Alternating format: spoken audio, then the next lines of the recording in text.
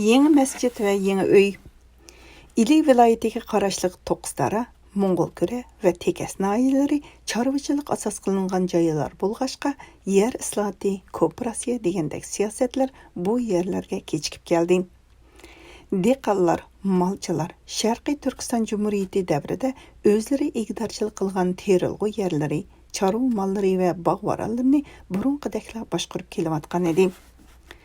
Yer islohatining shamollari mana endi Yamantur yezdagi dehqonlarning shirin xiyollarini uchirib ketdi. Mish-mish gaplarni anglab tashvishlangan Saud Mazin bomdod namoziga azan to'g'lab bo'lib, mihrobning yonida o'tirib, jamoatni saqlash xiyol qilishga boshladi.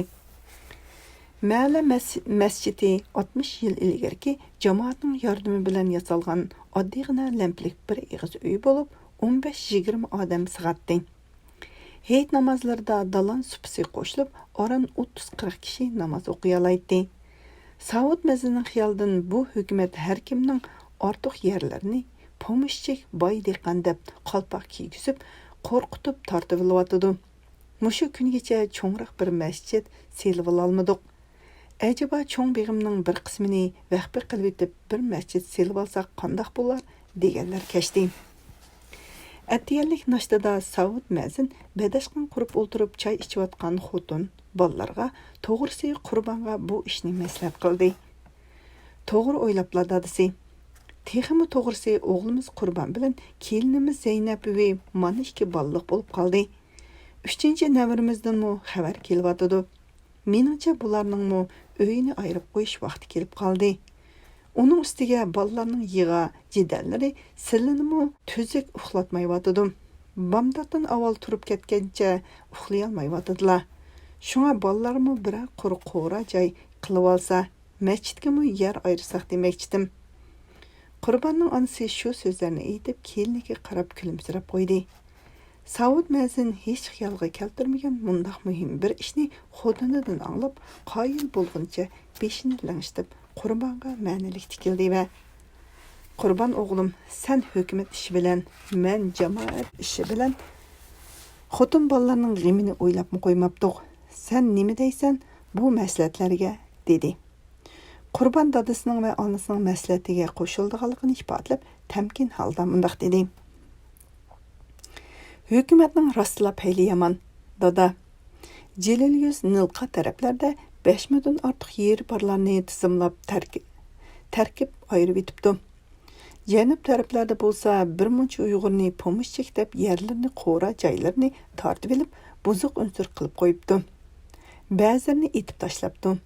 Menmi og'inlar bilan o'ylashib, ajdodimizdan tortib egidorchilik qilayotgan zaminimizni Xitoylarga tatqizib qo'ymaslik uchun bir plan tuzib boqqan edim. Sizlarga aytishga afsus ko'rib og'zimdan chiqara olmadim. Bugungi payti o'xshaydi deb baqay.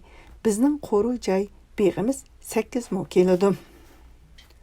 Buning yerimi qo'ru bilan qo'shilib sanda qilib bersin. Kun petish tarafdagi 4 mil yerning yerimini vaqfi qilib masjid solayli. Qolgan yerimiga men Qurbon so'zining davomini qilishdan tap tortib to'xtab qoldi. Saud Mazinning taklifi bilan masjidda Qurbonning maslahati bilan yoshlar orasida masjid selish planlari tuzildi. Atrofdagi masjidlarga mu xabar berildi. Qishicha taqqa o'g'i chiqqan yoshlar etig'i birdan ikkidan lim yog'i so'rtib akilib, bog'ning orqasiga dövlatdi. Yog'ochchi usta qo'shni mahallidagi yog'ochchilarni chaqirtib kelib, shogirdlar bilan qo'shilib ishik, deraza, kesak, bo'suqqa shkaf, sanduq, naqshlik mihroblarni yasashni boshlavatdi. Kigizchilar kigiz tekimatlarni bosdi. Bo'richilar bo'ri to'qidi. Atrofdagi mahalla jamoatlari yog'och tosh, ot uloq, yung, bug'doy deganliklarni i'ona qildi. Bir vaqtda Qurbonmu o'zining yangi uyi uchun ayrim tayyorligini boshladi. Atiyazda mahallaning yoshlari tam so'qishga, ko'mlash kesak bilan so'qma tamni egiziltishga, ustiga lim yog'och bodirlarni tizishga boshladi. Shunda qilib, Navro'z bayrami kuni muqaddas bir kunda yangi masjidda azan to'landi. Qurbonning yangi uyida Navro'z cheyi berildi. Qurbon atiyazda uyini ayirib oldi-yu, ajoyib bir qismat ularning beg'inimi ayirib etdi. Shu yili kuzda Yamanturdan To'qisdaraga boradigan va Aqto'paga kelganda tekes Mo'ng'ulkuraga ayriladigan tosh yo'lning yangi yo'li dal Savut mazinining cho'ng beg'ining o'tirisiga to'g'ri keldi. Tosh yo'l bog'ini ikkiga bo'lib, Qurbonning uyini dadasining uyidan rostilla ayiribdi. Bir kuni kalini seg'ib bo'lib, mo'zani padig'i qo'shayotgan Zaynab peshonasiga tarni partig'i bilan aytib etib, chilakni supiga qo'yib, etining yoylisini barmoqlari bilan taravotgan Qurbonga qarab, "Hey dadasi, balani emchakdan ayirib etaymikin deyman" dedi. "Nima deysan ey? Bala texi bir yoshqim kirmasa, bechorani qiynab nima qilsan?" Qurbon hayron bo'lib, xotiniga qaradi. Zaynab bir oydan beri ko'nglim ilishib, yana shu qizilgul purg'im kelibla turyotdi, dedi hijolat aralash yerga qarab. "Allah Allah, muborak bo'lsin xotin." Qurbon ham xushalliq, ham hayronlik ichida chaqchaq aralash so'zladi. "Hay demasa, mitti serdek tug'ib berdigan bo'lding-ku xotin." Ig'ir ofat, ochiq oqibat. Ko'nalar senda turmas bu omad, menda turmas bu maynat deb bekor aytmagan ekan. Elning beshiga kelgan ofat Qurbonning ilkidagi omadning iqtib ketdi. Qurbonning o'zi hukumatning pochta idorasiga tabi bo'lgani bilan oilasi yer zamini atrofda bo'lg'achqa idoradan keladigan siyosiy alvonlar bilan tang yezliq hukumatdan keladigan iqtisodiy hasharlarning hammasi uning ustiga dövlənətdi. Xalq kommunisi qurish shamolida Qurbonning terilg'u yerlari kommunaning ilkiga o'tib ketdi. Hamma oilaning seg'in qalisi, minadigan otlari kollektivning mulki qatorda yig'ilindi. Cho'ng sakrab ilgirlash o'rniga bo'rinida bir oiladan bir emgak kuchi to'mir tavlashga chiqadigan bo'lg'achqa Qurbon idorasi bilan kelishib, xotinini 4 balasi bilan uyda qoldirib, taqqa tosh targili chiqib ketdi. Tağning qaptilda domina pech deb atalgan egiz mesh yasab, o'tin ko'mir qilib, tosh ertishdek ahmoqona harakat butun yezning emgak kuchini behuda zoyi qilibla qolmasdan, etizeri ishlarni bir yoqqa qayirib qo'yib, yerni oq tashlab qo'yib, o'sinni yo'q chiqarib Ambardagi urug'liq, zapas bug'doy qo'noqlar harbiy avtomobillarda oldirash sirqi to'shlayotdi. Ashliq ambarlarga davlat g'alla paraq ashliqi va urush tayyorligi ashliqi deganlarmi yo'tkab ketilyotdi. Qurbon hukumatning dehqon chorvachilarni taqqa tosh qo'lashga chiqarib etib, Xitoy kadrlarini va askarlarini ishga selib, oldirashlik bilan ashliq, yem-xashak, ot-kala, qo'y qatorliq mollarni avtomobilga qachlab Xitoy o'lkalariga to'shayotganligini ko'rib hayron qoldim. Qurbonning mahallasidagilar osh va o'tinning g'imida qishni aron chiqarib oldi. Atiyazda urug'liq yo'q, etizlar yana oq qoldi. Har xil vahimalik gaplar tarqalishga boshladi. Gazet xabarlarini o'qib tahlil qildigan yoshlar Mavzeydon Stalin bilan chiqish olmabdi. O'rislar butun yordamini to'xtatib, qarzni suylashga boshlabdi. Shunga hukumat bor yo'qini ruslarga berib, qarzni to'lmoqchi bo'ldi. Buni azdab Xitoyning o'lkalarida qurg'oqchilik ofati bo'lib, butun xalqi osh qapti. Shularni boqmasak bo'lmog'idek degandek paranglarni qilishga boshladi. Ofatning bishoratini sezgan dehqonlar cho'nglarning maslahati bilan bir amallar qilib, urug'liq to'plab, oz-to'la teriqchilik qilib oldi. Shaxsiy qoldiruq yerlariga ko'ktab terib oldi. Qurbon ot bo'g'izini eshib qolgan qo'noqlarni boqib terib oldi. Tejab qo'ygan ozg'ina puliga urug' setib olib, sabza, yong'yu, piyoz deganda qishliq ko'ktatlarni terdi. Havo jahon isishi bilan idoraning Qurbonni yana to'mir tavlash hoshasiga haydab mangdi. Atiyaz bazli havoning judini o'rlaydigan mezgilda qattiq yomg'ir yig'ib necha kungacha to'xtamadi. Qurbonlarning tog' jilg'isini ko'lab yasab olgan kap uyi yomg'irda iqib ketdi. Hölçelik ichida qolgan yosharchilar yomg'ir to'xtaganda qayta yig'ildiganga kelishib uylariga qaytishdi. Necha taq beldimidan halqib, yarim kun piyoda mangan Qurbon qarang'u tushay deganda ming taslikda uyiga kelib oldi. Yağmur shu yoqqancha hafta ichi to'xtamadi. Oxirgi kuni tong mezgilda yer jahonni titirtib chaqmoq chiqib, qiyon keldi. Tog' ichi soy-soydan lim yog'ochlarini do'miltib, eqib kelgan kalkun suyi etizlarni loy-lotqiga to'shqizib ko'nariq uylarni, eg'il qo'tonlarni o'rib elib ketdi. Qurbonning terg'an ko'ktatlarining birini qo'ymay vayron qilib etgan kalkun qo'tonni, o'tchib, o'tin yog'ochlarini, hatto qo'tondagi velosipedni eqitib daryoga tashlab etgan edi. Bir kun kechgacha oqqan kalkun suyi butun mahallani go'yo qiyomat qoyim bo'lgandek surlik bir holatga kelib qo'ydi. Kishilar necha kungacha uydan chiqolmadi. Hukumat, kommuna, xalq ozodlik armiyasi deganlarmi yo'liqib qo'ymadi. Qurbon mahaldagilarni orlab, ahvol so'rg'ash yo'l bo'yidagi simtanab turklarning yiqib ketganligini bayqadi. Turklarni asrash uning xizmat vazifasi edi. Pochta idorasiga tava to'ruq atdan boshqa hech nima qolmagan edi. Yo'llar ravonlashib, kishilar uylarini o'ngshab, qozon asqicha oylar o'tib ketdi. Shu oyda yuqoridan uningga maoshni yetkazib bermadi. U amalsiz bog'larni tuzashga kirishdi. U ish silkib, qo'li bo'shganda davoga kirib quruq qo'l yetib yenib chiqdi. Qurbon tekasdagi pochta idorasi markaziga maoshini olg'ili borganida kutilmagan o'ngsizlikqa duch keldi. Yangidan yutkab chiqqan urug' tuqqanlarni qisqartish shamolidan saqlash qilish uchun obyekti topolmay turgan Xitoy boshliq qurbonni qurbonlik qilgan edi. Turqini, simqini, o'chibqini, velosipedqini qurbon Xitoy boshliqning surlik ovozidan qo'rqib yerga qaradi. Bugundan e'tiboran xizmatdan to'xtatilding. Otni tashkilga topshirib, chekinish so'nggi pulingni ilib ol. Bu uning hukumat doiralaridan anglagan eng oxirgi so'zi bo'lib qoldi.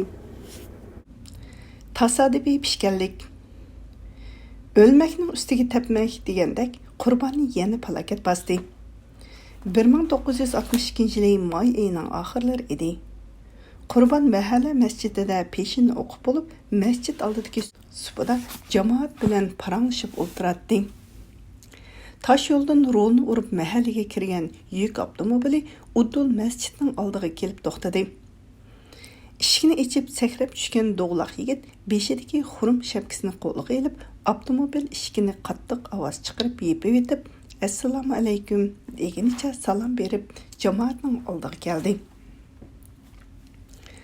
"Ko'ngangni nimancha silkishlaysan, xoliq? Uyingdan yomonlab chiqqan o'xshamabsan?" Qurbon salomni elibla oldirab chaqchiqini boshladi. Kelgan yigitga qo'lini so'zib, "Peshinni bir tinch aman o'qolaychu, jahonning tinch vaqtida shopir yigit xoliqqa chaqchaq xo'sh yoqmadimi? Ish qilib uning ruhi tushkun. Holi parishon ko'rinadi." Qurbon har qatam xush xabar elib kelsa, qaqaqlab kulgunicha chaqchiqini avtomatdan sergan o'qdek qo'yib etadigan xoliqning xapagan alpozidan bir shumliqning beshartini sezgandek jim bo'ldi-yu, ammo ko'zlarini ansizlik bilan uningdan uzmay, toki u tahorat elib masjidga kirib ketgicha gap qilmay qarab turdi. Ko'ktalada tug'ilgan xoliq Sharqiy Turkiston Jumhuriyati qurilishidan ilgari G'uljadagi Aydirimda bola remo'chi bo'lib ishlagan. G'ulja ozod qilinganda armiyadan Qurbon bilan billa toki Oqsuqcha berib janglarda, safarlarda sirdosh do'stlardan bo'lib qolgan edi. U G'uljaga kommunistlar kelgandan keyin avtomobil remont ustasi, keyinroq pochta idorasida yuk avtomobil shofiri bo'lib ishlamoqda. Xoliq bilan Qurbon ish sirlarini aytib mungdisha oladigan, jahonning egiz bas xabarlaridan pichirlasha oladigan, shundaqla yurtini besib olgan Xitoy kommunistlarini yomonlab, qo'rqmay shikoyat qila oladigan qadiy naslardan edi.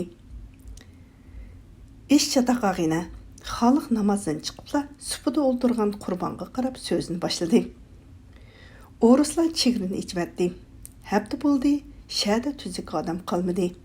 Hammasi qo'ra joyini tashlab, qo'rg'asga mang'ili turdi. Qiynatam bizni oldirtiyotdi.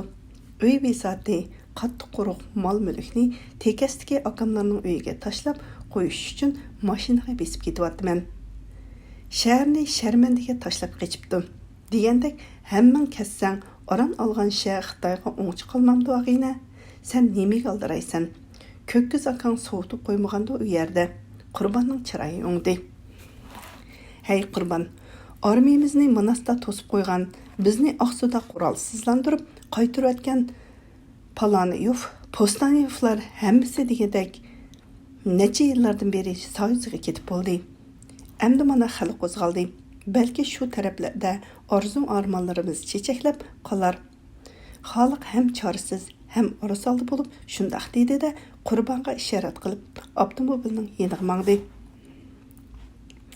Xalq avtomobilning eshigini qiya ichib, orqasidan kelgan Qurbonga asta pichirladi. Og'ina, Xitoyning payli bakli yomon. Siyosat borgan sari chingvatdi. Meydisiga urgan o'g'il bolalar bir-birlab yo'qab ketyotdi. Xitoy Urumchi, Qashqarlarda sen bilan bizga o'xshash urushda Xitoy askarlarini o'ldirganlardan hisob elishga boshladi degan gaplar kelyotdi. 5-korpus 13-diviziya deganlarmi bor bilan yo'qning oraliqida qoldi. Sen bu sahroga chiqib olib oram olding, to'yga ko'rdingmi yo'q? Desang qutulsan, yomoni kelsa yiqilsang, el jamoatingning etiga tushsan. Bola vaqang osh to'qolmaydi. Bizdek hukumatning maoshiga bog'lanib qolganlarning bo'yni qildi bog'liqlik, o'zing bilasan. Bo'pti og'ina, borsang G'ini Baturni topqin. U bizning mahalning kuyog'ili, Yamaturdagi Savut mazining o'g'li Qurbonning og'inisiman degan. Meni yaxshi bildi. Ozodlik urushidan 1 yil avval bir kuni kechida uning 2 uyur yilqisini Chapchaldagi chegaraga birga haydashib olib bergan edim. Shu ishni deb bersang ishini. Xayr, Alloh omonat. Og'intarchilik haqqingga rozi bo'lgin. Qurbon bir muncha maxfiy so'zlarini topilib, mayislangan holda xalqning do'lisiga urib xo'shlashdi. Aradan hafta o'tmay Yamaturga Xitoy askarlari kelib, kemini to'xtatib yo'lni to'sib oldi. G'uljidan qaytib chiqqan salchi bolalar yaqinda G'uljida xalq qo'zg'alib namoyish qilganligi, Xitoy askarlari o'q chiqarib bir muncha Uyg'urlarni o'ldirib, tutqun qilganligi, Qo'rg'asdagi chegaraning taqalganligi qatorliq bir talay tashvishli xabarlarni elib chiqdi. Yana bir necha hafta o'tganda kommunal saqchisi Noydan kelgan 2 saqchini boshlab Yamanturga kelib, Qurbonning qo'rusining eshigi oldida to'xtadi-da. Qurbon, chopsan bu yoqqa chiq deb vaqirdi. Qurbon ko'ynakchan holda putiga kalashni sepganicha eshik oldiga chiqdi va salom soasiz qopqin turib turgan saqchilardan hayron bo'lib so'rdi. Nima bo'ldi? Nima ishinglar bor? To'g'ri gap qilmay kiyimingni kiyib, etingni to'qi, qo'lga ilinding. Chapsan bo'l, yo'lga chiqamiz. Vaqirgan kommunal saqchisi otdan tushmay turib, beqindagi tapanchisini tutib qo'ydi. Shunda qilib üç saqchi Qurbonni o'zining etiga mingizib, oldiga selib Noyiga elib ketdi. Qurbonning xotini va 2 cho'ng bolasi darvoza oldida yig'ilgancha yo'lga talmirib qarab qoldi. To'qistara Noyisining bozori kichik bo'lgani bilan Noyilik saqchi idorasining orqasidagi Gomindan davridan qolgan turmisi, surlik egiz tomlari va hayvatlik qorong'u qiyofati bilan Sharqi 5 noya bo'yicha dangliq edi. Bir chaqlarda G'ini Baturmu qamalgan bu turma Sepilning burjigiga selingan kuzatgoh noya bo'yicha eng egiz qurilish bo'lib hisoblanadi. Saqchilar Qurbonni yolab ketayotganda ularning ichidagi biri uning Sovetga qechish delosi va chetishlik deb qo'lga ilinganligi hamda o'z mahallasidagilar tarafidan fosh qilinganligi haqida imo qilib pichirlashga ulgurdi. Saqchilar Qurbonni namozsham mezgilda yolab kelib turmaning qorong'u kameriga so'livatdi. Turma ichi Uyg'ur, qozoq yoshlarga to'shib ketgan edi. Savol so'roqsiz haftalar o'tib ketdi. Shu asnoda ma'lum bo'ldiki, bu yerga so'langanlar Sovetga qechib tutilib qolganlar. Qechishga jabdib ulgurmay qolganlar. Qashqan tuqqanlarni yo'lga silib qo'yganlar. Shuningdek, qashqanlarning ota-ona, urug' tuqqanlari hamda Qurbonga o'xshash qashqanlarning pichirlashgan do'stlari qatorliqlar edi. Qetiq ishgan qutuldi, tovoq yolg'on tutuldi degandek, gunohsiz bu kishilar xuddi gunohkorlardek xo'rliqlarga uchirmoqda edi. Ular qo'rqib ketgan edi. Shunga so'roqchi Xitoylarga yilinib yolvuratdi. Yig'lab tövbe qiladi. baldıra qutulub chiqib ketish uchun nima desa ha deb qo'l qo'yaveradi. Bechara xalqning bu xil ichinishli holidan ichki zardab bo'lgan qurbon tunji qitimliq so'roqdilar boshqalardan farqli holda o'zini tonitib qo'ydi. So'raxona ichida yog'och o'rindiqda o'ltirgan, beshig'i o'ngib burilishib ketgan seriq latishapki kiyib olgan, pochiqiga uzun sog'ish latini yo'g'ib olgan, xam qapqidan ko'zi aran ko'rinib turadigan 20 yoshlar chamisidagi Xitoyning turqidan uning askarlikdan yengil almashqanligi mana deb chiqib turadi. U tarjimon Uyg'urga oldirash bir nimalarni so'zlab, oldida o'ri turgan qurbonni ishorat qilib qo'lini silkidi. Qurbon savol nazarda tarjimon yigitga qaradi. Aka, men Fazil Yo'ldashev bo'laman. G'uljada o'qishni tugatib bu yerga muallimlikka taqsim qilingan edim. Hozircha jamoat xavfsizligi idorasida tarjimonlik qildiganman. Bu so'chchi kishi deydiki, tarjimon yigit o'zini tanishtirib, "Men sana o'xshash kishilarning o'g'liman" degandan bishorat berib qo'yib, muloyimlik bilan so'zlashga boshladi. Asosiy qatlamdan kelgan materiallarga asoslanganda hamda kommuna rahbarlarining yo'llagan dokladlarga qaraganda san xalq boshchiligidagi chet elga qochish guruhining harakatlariga boshdan oxir yetakchilik qilibsan.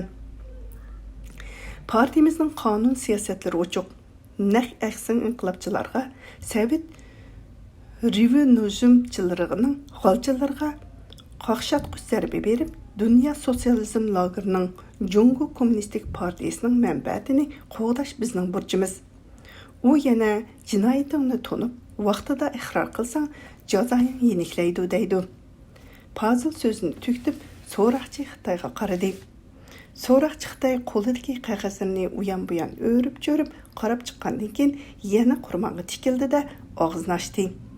Tarjimon birma-bir tarjima qilishga boshladi. Isming nima? Ismimni bilmay turib, nimishqa tutib kelding bu yerga? Nimish qilyapsan? 15 kundan beri turmada naq yetyapman. Sen tompay deqqan nimanga ko'rang deb cho'ng so'zlaysan? Men sendeklarga proletariat diktaturasining nima ekanligini obdan to'ntib qo'yganda, ondan zuvonga kelgan o'xshamamsan? Qurbon Paka bo'yliq bu jivak Xitoyning og'zidan chiqayotgan kitobiy so'zlarga pisand qilmasdan tarjimon yigitga qarab so'zladi. Ukam, bu avoq armig'a degina, men bu abga talqan xaltasini o'shnisiga ortib bu yerga kelganda Ozodlik armiyaning 5-korpusi 13-diviziyasida vizort komandar bo'lgan. Urumchida kadrlar maktabida o'qigan, davlat kadri bo'lgan odamman. Sovetga qochaman desam, menga samonliqning yo'li G'uljida.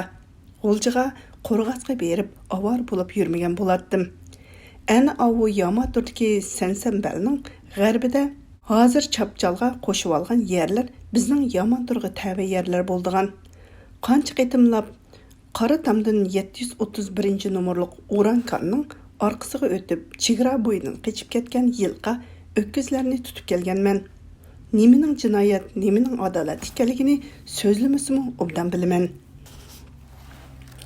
Xitoy so'roqchi tarjimondan bu gaplarni anglab, o'rnidan chachirab turib, bir putini o'rindiqqa elib, ustalni mushlab vaqirashga boshladi.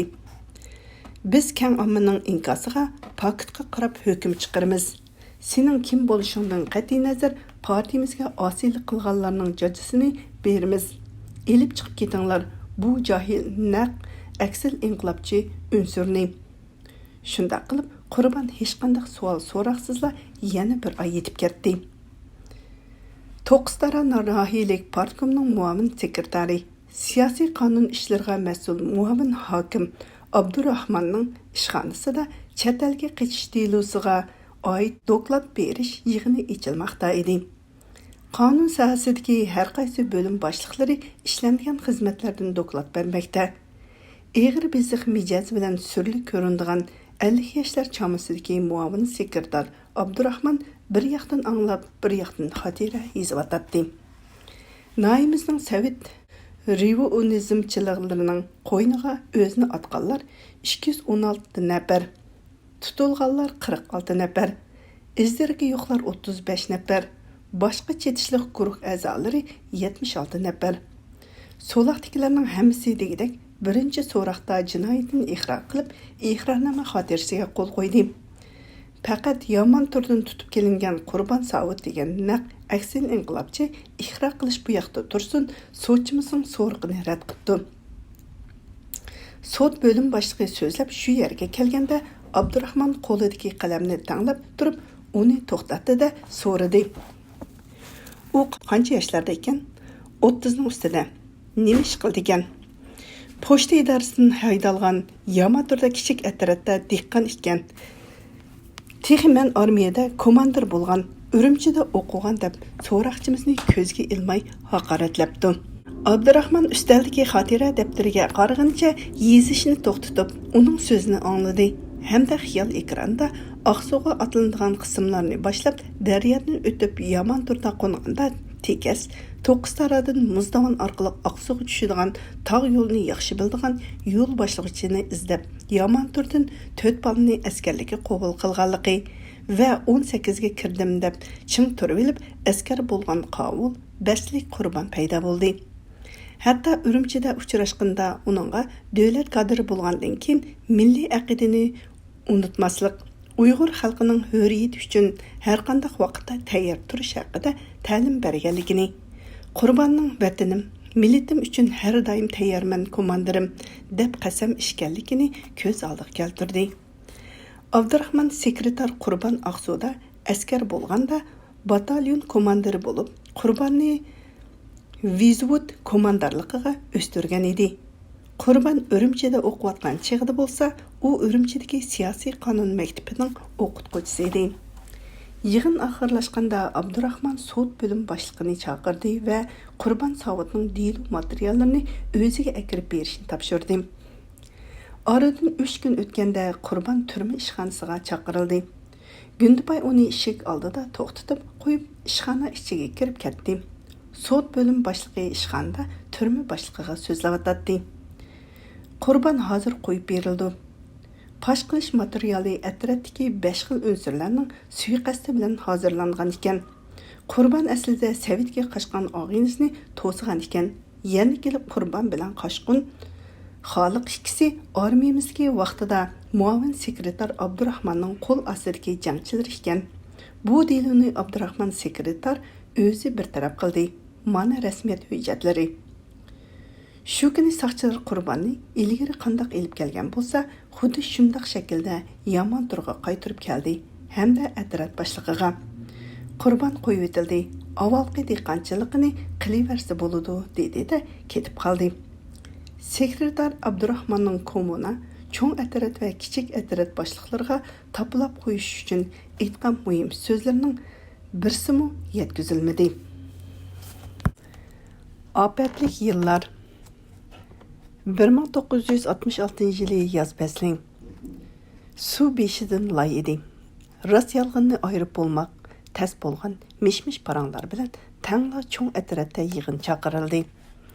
Shu kuni beshiga qarqalpoq, uchsiga qora chibarqutdan ishdan chapan kiygan, qop-qora shapburutliq cho'ng atrat boshlig'i hokim 4-5 xil unsurlarni aniqlash, qora seriq yiplarni tortib chiqarish, sinfiy kurashni ching tutish to'g'risida noyada ichilgan 3 darajalik noya, komuna, cho'ng atrat kadrlar yig'inining ruhini yetkazmoqda edi. Nima qilmoqchi va nima bo'lmoqchi ekanligini o'zimi bilmaydi. Shunga qog'ozdagi so'z iboralarni o'zi tushunmasimi zo'rg'a duduqlab o'qiyotdi. Yangidan tashkillangan xalq askarlari o'qi yo'q miltiqlarni hayba qilib atrofga aylanib yuratdi. Tuyuqsiz kommuna o'tir maktabidan kelgan 30 necha nafar o'quvchi ishni buzdi.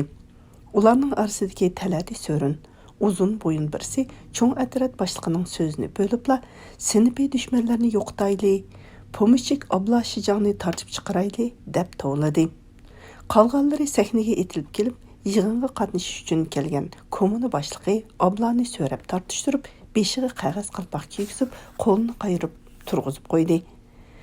Karomat ko'rsatishlar boshlandi. Har qaysi atratlar uning quyruqchilari deb atalgan kishilardan bir ikkidan tutib berdi va so'rab elib chiqdi.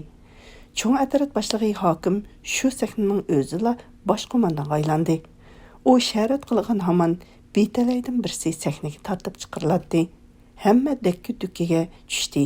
Yig'in oxirlash paytida cho'ng atrat boshlig'i hokim maktab va traktor remont punkti o'qish va ishni to'xtatib, unsurlarni so'lab boshqaradiganligini e'lon qilyotdi. Kommunadan saqchi va 5-6 nafar xalq askari yetib keldi-da, gap qilmayla uning o'zini baqlab tashladi.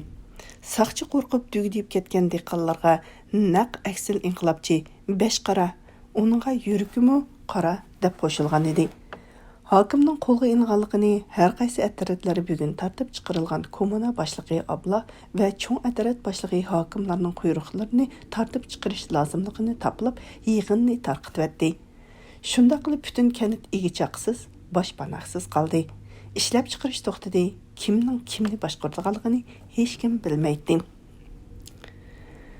Bo'layotgan ma'lumotchiliklarning bosh oyg'ini anqirolmay qolgan Qurban u qatdan o'tgan sho'purlardan yangi qo'rqinchli xabarlarni anglab, texmu ansizchilik tushdi. Shundaqdimi dehqon hamon dehqonchilikni qilish kerak deb o'ylaydi. U hamında Әмдала tepishga tayyorlangan boshaq dövllargacha egisiz qoldi. U kichik atrat boshlig'i bilan maslahatlashib, xamanni tapkizib, g'alli paraqni topshirib etmoqchi bo'ldi. Biroq davlat iskolatining ambarchilari noyiga chaqirib ketilib bo'lib, ular ochliq topshirilmayotganligini xabar qildi. Qanday qilish kerak? Qurban atratdagi a'zolarni yig'ib kengash qildi. G'alli paraq bilan uch qildirishni Atrat boshliq 11ga to'kib, qolgan oshni dehqonlarga o'lashtirib bermoqchi bo'ldi. Yig'inda hamma Qurbanning tadbirini muvofiq topdi va atisla ishga kirishga rozi bo'ldi. Faqat Yusuf bir chetda o'ri turib, xush yoqmagandek ovozda: "Yo'ldoshlar, men it ulug' odam. Bira ish bo'lsa, hammanglar meni ittirib qo'ysizlar. Biroq bugungi kengashga men qo'shilmaydiganligimni ochiq aytib qo'yay. Peshkarlik chiqsa, men javob qila olmayman" dedi. U ichida boshqa bir planni tuzib bo'lgan edi. Biror sizning bo'libmi Qurbanning qiltaqqa tushishini orzu qiladi. "Hey, yaxshi. Hey, baxshi. Xotirjam bo'l. Hammasiga men ega." Qurbanning jarangliq so'zini anglagan Yusuf, "Angladinglarmi? Sizlar guvoh" deganda qilib ko'pchilikka bir qarab qo'ydi. Shunda qilib Xamanda ish boshlanib ketdi. Kommunadagi inqilobiy isyonchilarning Xamandagi ishini to'xtatib inqilob qilish to'g'risidagi qayta aytgan uqtirishi qatlanib turaverdi. Qurban xotirjamolda oshni jahonning issiqida Xamanga akirib olmasak, qishda dehqon nima yeydi? Yordam osh so'rab kommunaga bormaslar bo'lmadimi deb o'yladi. Hamma ish kishining o'ylig'indek bo'lavermaydi. Shu kunlarda Yusuf ishga chiqmadi.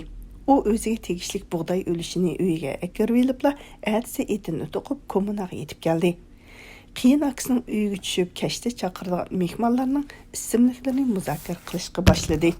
Kommunada vaziyat keskin. Jiddiy bo'lsa-mu, hech kim yangi so'yilgan qo'yning mezlik ko'shidan ishtiyini ilib qocholmaydi. Kommunaning katibishi Mutallib, soqchisi Akbar qatorliqlar kashka tamoqdan keyingi sharobning kayfi bilan qiziq paranga tushdi. Har qaysi qanday qilib harbiy boshliq, harbiy idora qilg'uchining himoyasiga va ishonchiga erishganligi, kimlarni qanday qilib so'ltib etganligi haqida talishib so'zlashdi. Qadinoslar, dedi Yusuf ularning kayfiyatini tangsab ko'rgandan keyin aldirmay, "Sizlarga obdan o'tib etibsizlar. Peqir Xudoning mo'min bandisi, mahallimiz noahli askarlarning qo'lida. Dehqon zor qaqshavotidi. Dardini anglaydigan odam yo'q. Ich og'irtisanglar bo'lmamdi" dedi. "Nima deysan ey? Aniq so'zligina, akangning qo'l ostida ko'ranglab yurgan kim bor yana?" dedi saqchi Akbar jiddilashib. "Qurbonni bilmamsizlar, bek askarlik qilib ketyotidi." Qurban Mutallib ma'nili kulib qo'ydi. Ish bitdi. 4 kundan keyin Qurban ishga oldidiki, Peshavonda hisob daftarlarini radlayotdi. Kommuna saqchisi bir necha askarni boshlab kirib keldi va uning kapitalizmni tirildirib, inqilobni bosqanlik, aksil inqilobiy guruhga qatnashganlik jinoyati bilan qo'lga ilinganligini jakarladi. Naq maydonda cho'ng atarat boshlig'ini chaqirib kirib, Qurbanning buxgalterligini va hisob daftarlarini xat savodi bor Yusuf baxshiga o'tkazib berib, Qurbanni bog'lab otning oldiga selib haydab ketdi. Qurban kommuna traktor remont punktiga so'langandan keyin o'zining naq qoralanganligi haqidagi butkul jarayonni tafsili yezib chiqib, harbiy vakilga arz berdi. Hərbiy vəkil tərcüman yigit arqılıq buningdan xəbər tapqandan keyin əhvalını sürüşdürdü. Onun ciddi paytda dehqonlarning mənfəətini ko'zda tutib, ochliqni yig'ilib olganligi va davlatning belgilamasi bo'yicha g'alla paraq va uch qoldirishni iskilotga ayirib kirgizganligi dehqon bolasi uchun hərbiy vəkilni ta'sirlantirdi. Ammo qo'shni kommunadan keltirilgan materiallarda uning aksil inqilobiy guruhga qatnashganligi aytilgan edi. Materialni tekshirish jarayonida tarjimon yigit qurbonning ismining boshqa bir xil rangli siyoh qalamda qo'shib yozilganligini ko'rsatib inkos qildi. Atsi harbiy vakil qo'shni kommunaga berib ahvol egalladi. Natijada bu ismning mushu yerda qo'shib qo'yilganligi aniqlandi. U har qancha surishtiribmi bu ishni kim qilganligini topolmadi. Harbiy vakil oxiri qurbonning masalasini qayta tekshirib ko'rish, boshqa masalalari bo'lmasa atrofga qaytarib ketish to'g'risida fikr berdi. Biroq baxtga qarshi shu paytda harbiylarni bosh shtabidan chaqirib elib ketib qoldi. Ularsiz bu ishlarga hech kim qo'l tiqolmaydi. Ishning oqarsi oydinlashguncha bir talay vaqt o'tib ketdi. Shu chaqcha Yusuf hisobni hisobiga to'g'rilab, qilg'uluqni toza qildi. Iskilotdagi ochliqni buzib chechib tugatdi va o'g'ri oldi deb ma'lum qildi. Qurbonga nurg'un ochliq xiyonatini ortib qo'yildi. Mullahun baxshining badduasi ijobat bo'lgandek, qurbon buzuq unsur qalpiqi bilan Yusuf boshchiligidagi inqilobchilarning nazoratiga topshirildi. Qurbonga so'roqchilikdan ko'ra mundaq ikki ish bakmo alam qildi. Yusuf qurbon qo'lga ilingandan keyin masala aniqlayman deb ko'p qitim uning uyiga kirib, uning ayoliga chaqchaq qilishga urinib qattiq takisni yedi. Qurbonning ayoli jinimdan to'ydim. Qo'lingni tekkizadigan bo'lsang, hukumatga arz sunib qo'yib, xalqi olamga jakarlab turib, o'zimni daryoga tashlab olman, qisosimni qurbon oludi dedi. Yusuf shu kundan boshlab uning oilasiga berilgan normalik ochliq, moy bilan ta'minlashni to'xtatib, galdan qisib qo'ydi. Yana biri uzun o'tmay qurbonning xiyonatini bir taraf qilamiz deb, ularning uy ichidagi gilam, yotgan ko'rpa, qatorliq besotning hammasini ot, seg'in kala, qo'ylarni hatto darvozani pulga hisoblab qo'mqirib elib ketdi. Qurbon qaytib kelgandan keyin hech amalsiz majburiy emgakka qatnashdi. Yuqoriga markazga haqiqiy ahvolni bayon qilib, ko'p qitim arz yozdi, javob bo'lmadi. Oxiri ochiqqa paylamay Yusuf baxshi bilan hisob kitob qilishmoqchi bo'lib, uning uyiga bordi. Mullahun baxshi cho'ng hashamatlik hovlidagi kang peshayvonning to'rida tasvir serib o'tiradi. Atrofda Yusuf inalari va bola chaqalari o'tirishadi. Qarmoqqa ular hilla kashki g'izosini yeb bo'lishgandek qiladi. Qurbon darvozadan kiribla o'zini besib olmay til soldi.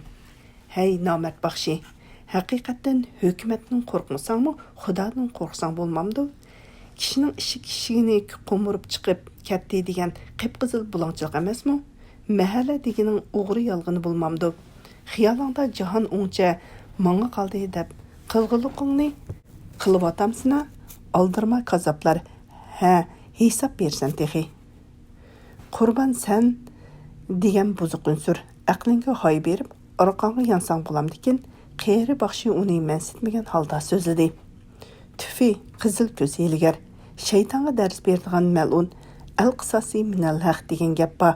Sen ballariңga o'gitib harom yeb kishilarga noq azar berib kelding.